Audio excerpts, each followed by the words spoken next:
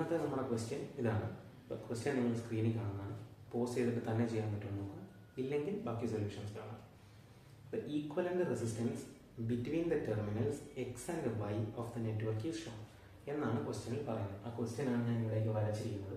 അപ്പം നിങ്ങൾക്ക് ഇവിടെ കാണാൻ പറ്റും, നമ്മുടെ ചോദ്യം എന്ന് പറഞ്ഞാൽ എക്സിനും വൈക്കും ഇടയിലുള്ള ഈക്വലന്റ് റെസിസ്റ്റൻസ് എത്രയാണെന്നാണ് ചോദ്യം.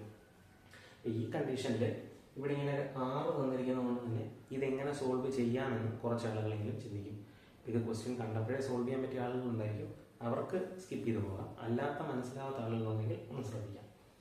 അപ്പം ഇങ്ങനെ ഒരു 6 ഉണ്ടപ്പം ഇതെങ്ങനെ സോൾവ് ചെയ്യാം എന്ന് നമ്മൾ ആലോചിക്കും.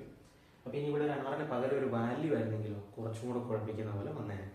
ഇവിടെ എന്താണ് സംഭവിക്കുന്നതെന്ന് വെച്ച് കഴിഞ്ഞാൽ, ഇങ്ങനെ ഒരു ക്വസ്റ്റ്യൻ കണ്ടാൽ ആദ്യമേ അതിനെ എങ്ങനെ വിഷ്വലൈസ് ചെയ്യാം, ഈ രീതിയിൽ വിഷ്വലൈസ് ചെയ്യാം. അതായത് ഇത് എന്ന് പറയുന്നത് R1 ആണ്, ഇത് എന്ന് പറയുന്നത് R2 ആണ്, ഇത് എന്ന് പറയുന്നത് R3 ആണ്, ഇത് എന്ന് പറയുന്നത് R4 ആണ്. നിങ്ങളിങ്ങനെ പ്രോബ്ലം ചെയ്യുന്ന സമയത്ത് ഇങ്ങനെ ചെയ്യണമെന്നില്ല, നിങ്ങൾക്ക് മനസ്സിലാവാൻ വേണ്ടി ഞാൻ ഇങ്ങനെ വരച്ചതാണ്. അപ്പം നിങ്ങൾക്ക് ഇങ്ങനെ കാണാൻ പറ്റും. ഇനി ഇതേപോലെയുള്ള ചോദ്യങ്ങൾ വന്നു കഴിഞ്ഞാൽ ഇതിൽ വീറ്റ്സ്റ്റോൺസ് ബ്രിഡ്ജ് ആപ്ലിക്കബിൾ ആണോ എന്ന് നമ്മളൊന്ന് ചെക്ക് ചെയ്യും.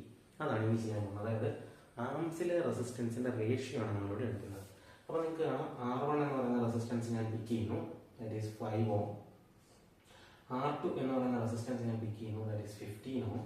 അത് ഈക്വലന്റ് ടു ദ അതർ ആണെന്നാണ് നമ്മൾ നോക്കുന്നത്. ഏതാണ്? R3 എന്ന് പറയുന്ന റെസിസ്റ്റൻസ് നമ്മൾ പിക്ക് ചെയ്യുന്നു, that is 10 Ω divided by R4 എന്ന റെസിസ്റ്റൻസ് നമ്മൾ പിക്ക് ചെയ്യുന്നു, ദാറ്റ് ഈസ് 30. ഇനി നിങ്ങൾ ശ്രദ്ധിക്കുകയാണെങ്കിൽ നമുക്ക് മനസ്സിലാക്കാം, ഇവിടെ കണ്ടോ 1/3 is equal to that of 1/3 എന്നാണ് വന്നിരിക്കുന്നത്. അതായത് ആംസിലെ റെസിസ്റ്റൻസിന്റെ റേഷ്യോ എന്ന് പറയുന്നത് ഈക്വലന്റ് ആയി വരുന്ന കണ്ടീഷൻ. അതായത് ഇവിടെ വീറ്റ്സ്റ്റോൺസ് ബ്രിഡ്ജ് ആപ്ലിക്കബിൾ ആകുന്നുണ്ട്. അങ്ങനെയുള്ള കണ്ടീഷനിൽ ഈ സെൻട്രലിൽ വന്നിരിക്കുന്ന ആം എന്ന് പറയുന്നത് ഇറലവന്റ് ആയി മാറും. അതായത് അതിന് അവിടെ യാതൊരു തരത്തിലുള്ള പ്രവൃത്തി ഇല്ല. അങ്ങനെ ആ റെസിസ്റ്റൻസ് ഇറലവന്റ് ആയി പോയി കഴിഞ്ഞാൽ പിന്നെ നമുക്കിത് സോൾവ് ചെയ്യാൻ വളരെ എളുപ്പമായി.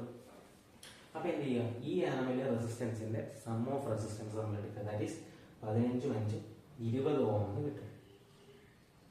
ഈ ആമിലെ സം ഓഫ് റെസിസ്റ്റൻസ് നമ്മൾ എടുക്കുക 10 30 40 Ω എന്ന് നമുക്ക് കിട്ടും.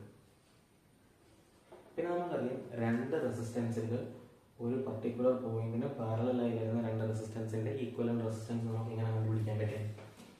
R1 into R2 divided by R1 plus R2 എന്ന് വരും. അപ്പൊ ഈ ഇക്വേഷൻ നിങ്ങൾക്ക് ഈസി ആയിട്ട് സോൾവ് ചെയ്യാം. എന്ത് വരും? 20 into 40 divided by 20 plus 40 that is 60. അത് ഇക്വേറ്റ് ചെയ്ത് കഴിയുമ്പോഴത്തേക്കും